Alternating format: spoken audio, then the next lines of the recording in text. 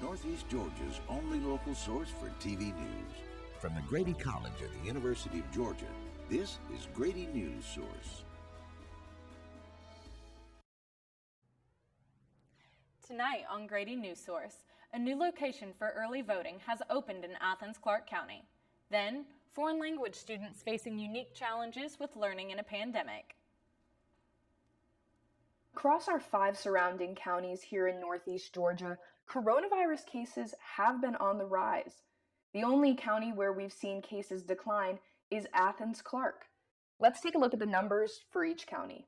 Last week, Athens-Clarke County saw 105 confirmed coronavirus cases, down from 181 cases the week before. The University of Georgia has reported its lowest number of COVID cases since starting classes for the fall semester. Case numbers at UGA have been decreasing for the last 3 weeks, according to data from the University Health Center.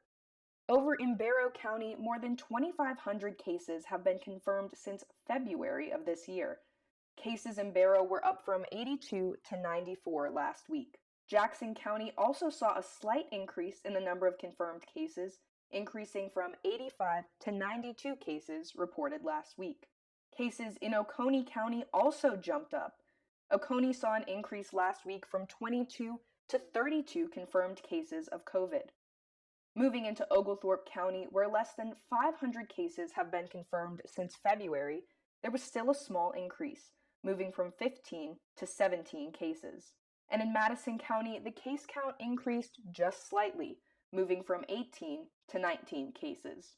Now, let's take a look at what's happening statewide. In Georgia, the number of coronavirus cases has been steadily declining since about August, but we have seen a small increase in the number of cases since the beginning of October.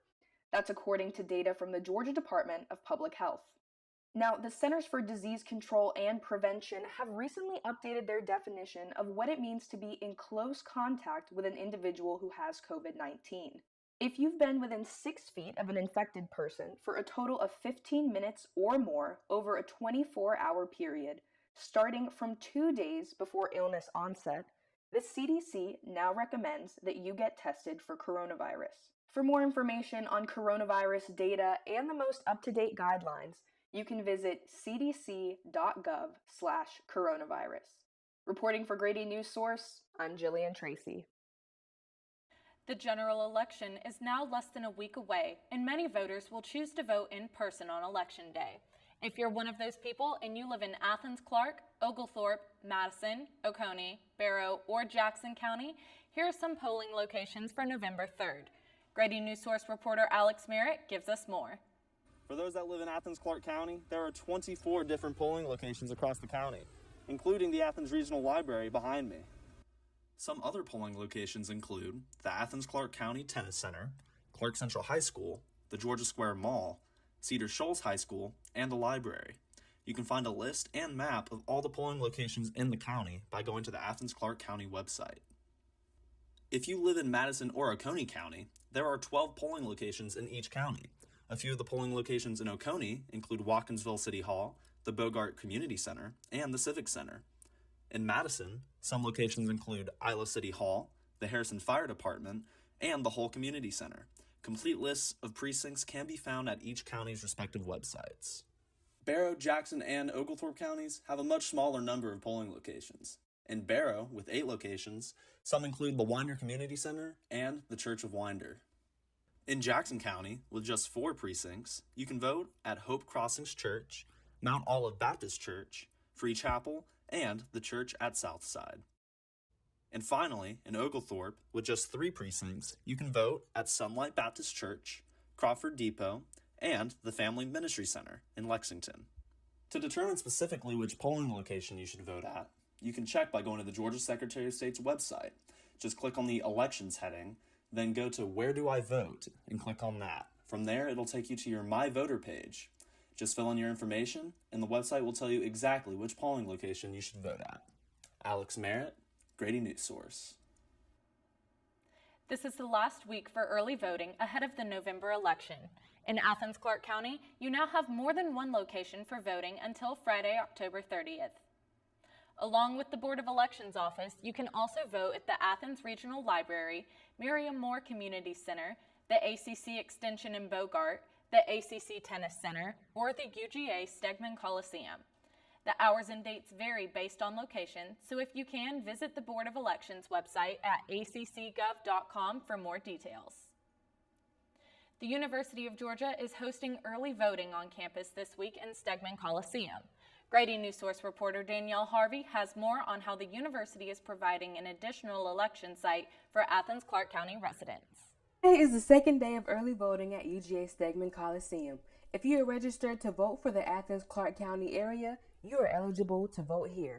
The university received a large amount of online criticism back in September for originally deciding to eliminate on-campus voting at the usual location at the Tate Student Center, but still allowing school football games to continue, with public figures like Bernice King and U.S. Senate candidate John Ossoff saying, surely there's another way to provide on-campus voting with safety protocols. And I urge UGA to reverse course immediately and provide students with safe on-campus early voting. Well, the university heard their concerns and the Stegman Coliseum was approved as a new election site by the Secretary of State and local election office and will follow social distancing protocols. You can cast your vote at the Coliseum from 10 a.m. to 5 p.m. Rebecca McIver, a faculty member in the UGA Carl Vinson Institute of Government, just casted her vote and says she feels safer voting early because of less crowding amid COVID-19 concerns. I felt safe voting now, where, if everybody was waiting and voting on election day, it might be a little more crowded. I know that's why I wanted to vote early, and obviously this is a big election, so, we're starting to already see the numbers be really high, and I think that gets other people encouraged to come out and vote, whether it's early or whether it's on actual election day, but already building that momentum. Be sure to bring your Georgia driver's license, even if it is expired, or other photo ID. Students, you can use your student ID as your voter ID. Early voting at the Coliseum ends tomorrow, October 29th. Visit UGAvotes.com for more information. Danielle Harvey, Grady Newsource. A former UGA baseball player achieves the highest goal in Major League Baseball. Grady Newsource reporter Alex Joyce has more. It's been exactly 17 days since the Los Angeles Lakers, with former University of Georgia basketball star Kentavious Caldwell-Pope, won the NBA Finals on October 11th. Now, almost 3 weeks later, a second former UGA athlete won his first championship. Last night, former UGA baseball player Alex Wood and the Los Angeles Dodgers won the World Series by defeating the Tampa Bay Rays in 6 games. Well, I thought he did an outstanding job both times. He didn't give up any runs, and especially last night in a 1-0 ball game. Alex Wood was dominant when called upon out of the bullpen in this series. He pitched 4 innings, gave up no runs, and struck out 5 Tampa Bay batters en route to the championship. He's shown an ability to, be able to get the job done, whether he's in a starting role or in a bullpen role, and I think that's what makes him valuable. He was part of their bullpen plan all along. With performances like that, most batters don't even stand a chance. From Grady Newsource, I'm Alex Joyce. Alex will have more sports coming up later in today's show. The Clarke County School District is holding a reopening information session today at 6 p.m. to discuss the beginning of in-person classes on November 9th. The session will take place at Clarke Central High School and will give presentations regarding the return to face-to-face instruction. The session will also be live streamed to the CCSD YouTube channel for those who wish to attend online. Those who decide to attend the event in person will be required to wear a mask and adhere to social distancing requirements. Fire safety is just one example of topics that students are learning differently in the classroom because of COVID-19. Grady Newsource reporter Melissa Guh has the story. Fire Prevention Month looks much differently for Barrow County Elementary School students who are learning about fire safety virtually instead of in person. Public Information Officer Stephen Rose says the Barrow County Emergency Services made a video about fire safety that teachers could play in their classrooms. In the 17-minute video, Barrow County Fire Captain Scott Dakin offers fire safety advice and tips to elementary-aged students. He also shows how quickly firemen need to put on their gear. While firemen would normally visit classrooms to teach students directly, teachers have had to find a new way to educate students due to the pandemic. Amy Bowers, a full-time virtual kindergarten teacher at County Line Elementary School, used online resources to teach her students about fire safety. I set up a Bitmoji class where they can go in and click on different things in the Bitmoji class that tells them, it gives them all different kind of fire safety rules and things to follow. And then they've got links to books that they can listen to, recorded books. While teaching her students about fire safety online isn't ideal, she hopes these resources will still be effective. Even though her students couldn't meet the firemen directly, she encouraged them to write letters and drop them off at the fire station. Bowers said these lessons are important to teach children so they won't be scared during a fire. And I don't want them to be scared, because then they're going to hide and not realize the importance of getting out. Rose said their biggest message for children and parents is to know more than one way to leave the house. Really try to instill into kids that if there's the way that you typically come in and out of a house is blocked because of a fire, there are other ways to get out of the house. He also said adults should check the batteries in their smoke alarms, make sure their fire extinguisher works, and leave their house as soon as they hear the smoke alarm or notice any indication of a fire. Melissa Gaw, Grady Newsource. The Jackson County school system is encouraging all high school students to apply for the WorkBased Learning program to explore their career interest before college. Grady Newsource reporter Cheyenne Jones has the story.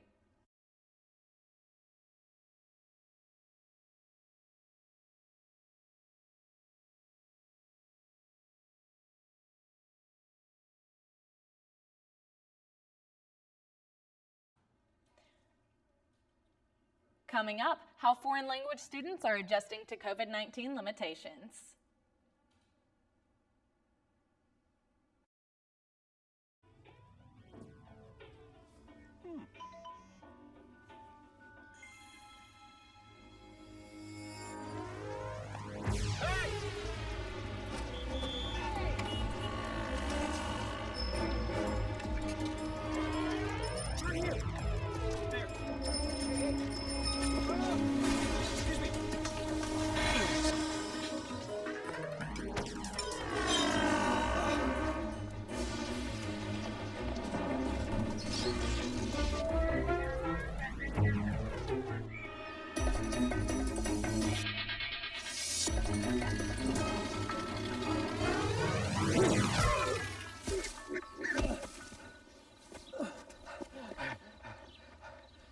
So, same time next week?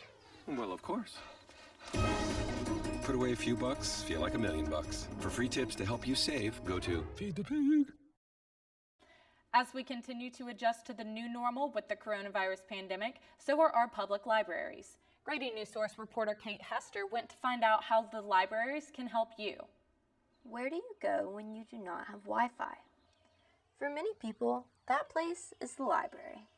Basically, the thing to come open was, yay, thank God you're back open. Rhonda O'Keefe is the library manager at Harold S. Swindle Public Library in Jackson County, and she is working hard to make sure that her patrons can safely use the library's resources. We ask that people wear a mask. We prefer that they wear a mask. We have the sanitation stations set up. Vernita Reynolds of Jackson County is one of over 4 million Georgians with a library card. For her, the 6 weeks during spring that the library was closed were difficult. It was strange. Took some getting used to. Reynolds does not have Wi-Fi at her home, so she now brings her son Duncan into the library almost every day so that he may do his schoolwork in a more controlled environment. Gives us some kind of sense of like an environment, like the schooling, and something that he's used to, and with the books around, it's a different atmosphere versus being at home, just stuck in the house. O'Keefe said that the Wi-Fi at Swindle actually reaches all the way to the parking lot, and many people have come to use it.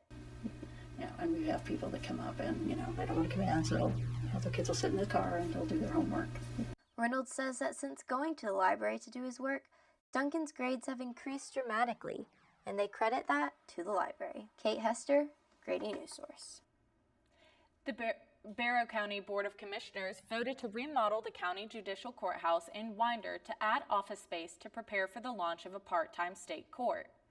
The proposal for the part-time state court was presented to the Georgia General Assembly and was enacted in early 2020. The court is set to handle misdemeanor and traffic cases that are currently being heard in the Superior, probate, and magistrate courts. The cases will be transferred to the state court on January 1st, 2020. The remodeling is expected to be finished by the launch of the state court at the beginning of 2021. COVID-19 continues to impact the education of students across the country. Foreign language learners at the University of Georgia are having to tackle a unique challenge, learning a language remotely. Grady Newsource reporter Jayla Norman has more. Spanish minors and majors at the University of Georgia are adjusting to the challenges of learning a language during a pandemic. In my free time, I just listen to Spanish music as much as I can and watch like Spanish shows, just anything to continue immersing myself. Due to coronavirus restrictions, students are now facing the obstacles of achieving language fluency without the opportunity for socialization and face-to-face interactions with others. UGA PhD candidate Dario Liscanos Robles says that opportunities to socialize and immerse oneself in a language is key for students who want to achieve fluency. So they're gonna be maybe home or maybe going to class, not hanging out with lots of people. So they're missing out on the opportunity, and I think the COVID has really impacted this. Liscanos Robles says that studying abroad is one of the best ways that this immersion can be achieved. But for students like Moran, an onset of travel restrictions makes spending a full semester abroad almost impossible. Her spring 2020 study abroad was cut short due to COVID. I studied abroad in Valencia, Spain, and that was actually the hotspot for COVID. So we packed our bags and took a bus that was like 4 to 6 hours long to the Madrid airport, middle of the night, and went home. For freshman Virginia Jackson, the best option is immersion on campus. She lives in Mary Linden, a Spanish-speaking residence hall on UGA's campus. Normally, I'll only go to Spanish class max 2 times a week. So this is like an insurance that I do get to practice more often than normal. Many students are hoping that by the year 2021, they can go back to language learning with some sense of normalcy. But until then, they're learning from home. Grady Newsource, Jayla Norman. Carl, I'll be back in a moment with the latest on Hurricane Zeta and what that means for our weather here in Northeast Georgia. No more pencils, no more books, no more teachers, dirty looks. School's out for summer. What this place needed was better graduation rates. So we worked with schools like Henry Ford High, and now they're up 18%. To help us do more good this year, go to unitedway.org, because great things happen when we live united. So good to see you guys. So, what's up? Oh, we finally bought a place. Holy cow. You seriously have enough saved to do that? We've been putting a little aside each month. Jeez, at the end of the month, we have nothing left to save. Yeah, I have no idea where it goes. Well, you're spending a lot on... Is it good? Oh, God. Oh, how is my account overdrawn? When it comes to financial stability, don't get left behind. Get tools and tips for saving at feedthepig.org. And now, the weather. Good evening, I'm Cassidy Hannon with your Grady Newsource weather. Zeta, which is expected to make landfall on the Gulf Coast today, has been upgraded from a tropical storm to a Category 1 hurricane. We'll be going over the potential impact of that on your weather here in Northeast Georgia. We're looking at periods of heavy rainfall with totals of 2 to 4 inches, with locally higher amounts possible.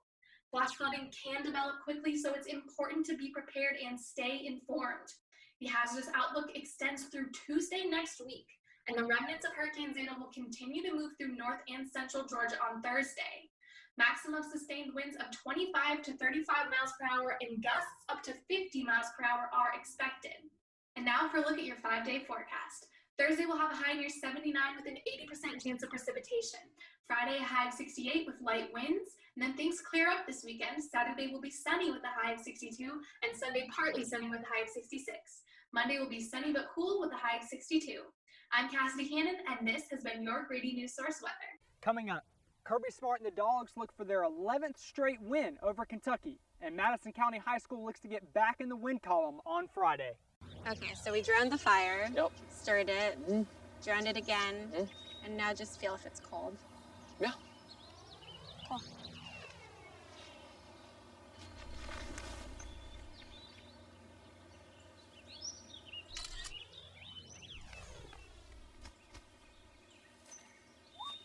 Smokey just gave me a bear hug. I know. I already posted it. Take a look under your bed. Find stuff under there? What about jobs? No? Now try your closet. Still no jobs? Just more stuff? Well, you really have both. See, stuff is defined as household articles considered as a group. Sometimes this stuff is no longer needed. Wait, no longer needed? That can't be right. Because remember those jobs you were looking for? Those are really needed. And they're the stuff inside your stuff. Our job is to unlock those jobs. And it starts when you donate your stuff to your local Goodwill. Here's how we do it. When you donate to Goodwill, we sell your stuff to provide job training for people right here in your community. So just by teaming up with Goodwill, you help create jobs. And isn't that worth parting with the leftover keytar from your 80s cover band? Goodwill. Donate stuff, create jobs.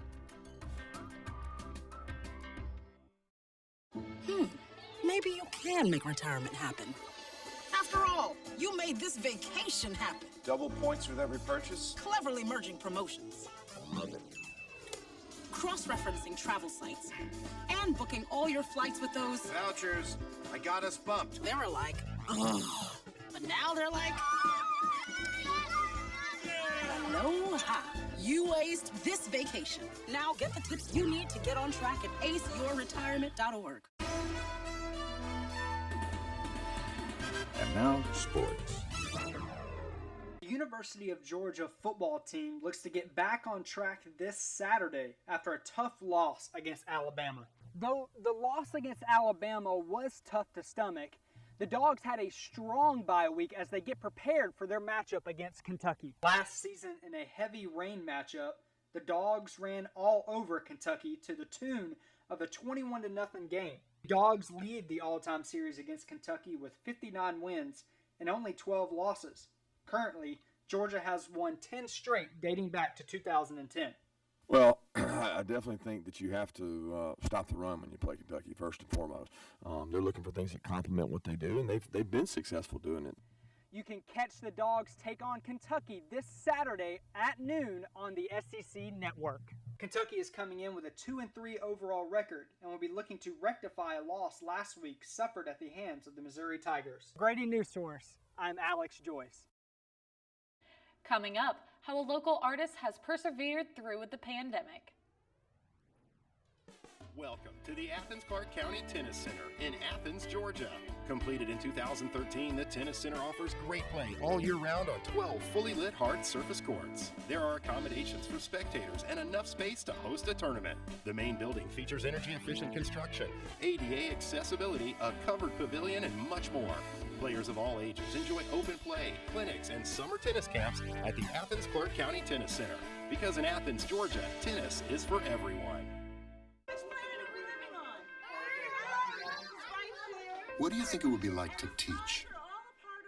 Chances are, you have no idea. Teachers today are breaking down obstacles, finding innovative ways to instill old lessons, proving that greatness can be found in everyday places, and that you don't need to be famous to be unforgettable. That's what it's like to teach.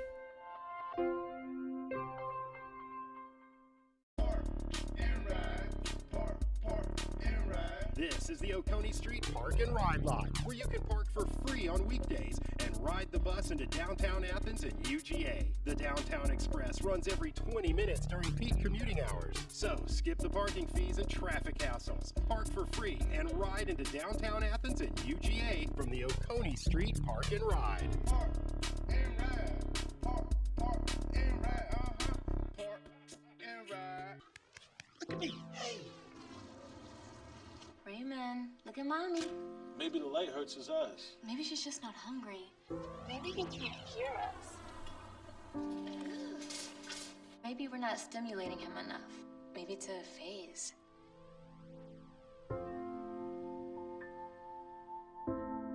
Avoiding eye contact is one early sign of autism.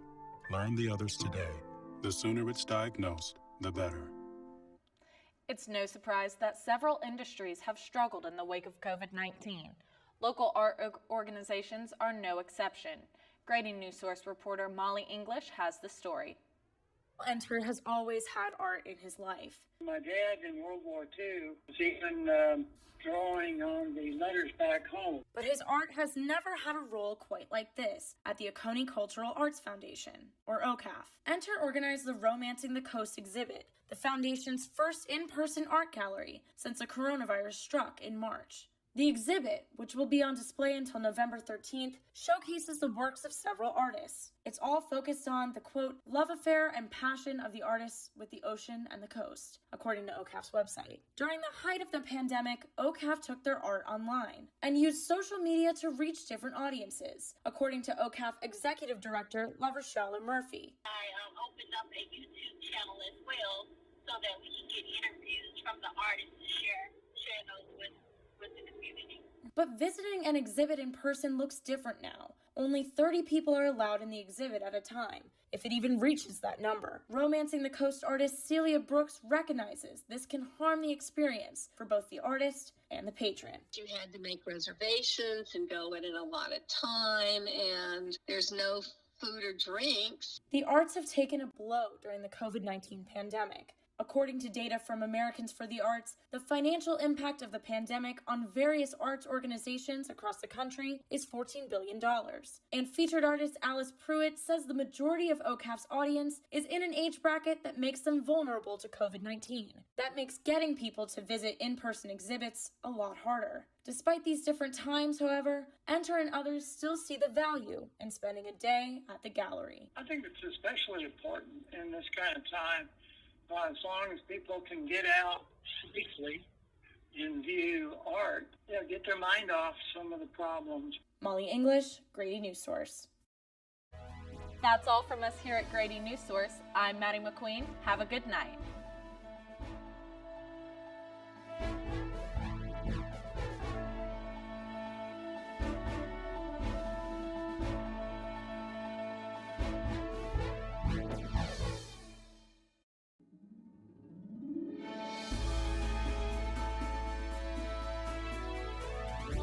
Grady Newsource is a student production of the Grady College of Journalism and Mass Communication at the University of Georgia, which is solely responsible for its contents. Views expressed do not represent those of the administration nor the Board of Regents at the University System of Georgia. If you want to be a parent, it doesn't matter how you play, what you wear, how you dance, or even what direction life takes you. You just need to be there. You don't have to be perfect to be a perfect parent. Thousands of teens in foster care don't need perfection. They just need you.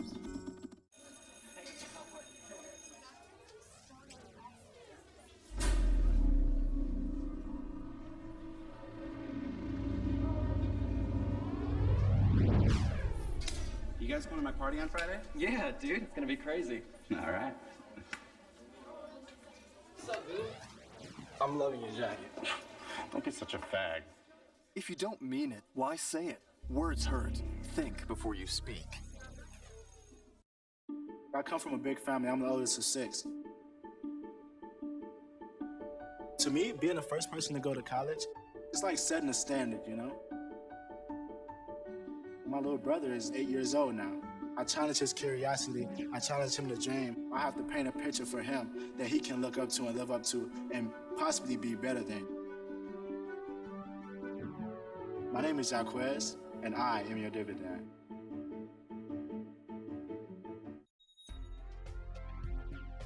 Driving down Oconee Street in Athens, you might get a glimpse of this in your rear view mirror. This red building is famously known as the REM Steeple and sits right behind Nucci Space. It used to be a part of St. Mary's Episcopal Church, but in 1990 the church was torn down, leaving the steeple to stand alone. My personal connection to it is that it's music related and that's what I've chosen to do with my life.